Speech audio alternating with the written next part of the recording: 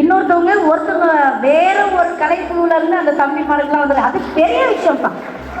அடுத்து ஸ்கூல் பழக்கம் யாரும் செய்ய மாட்டாங்க.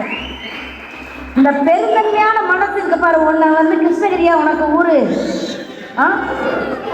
கள்ளக்குறிச்சி. உன் டான்ஸ் ஸ்கூல் பேரு மேடம்? இங்கவா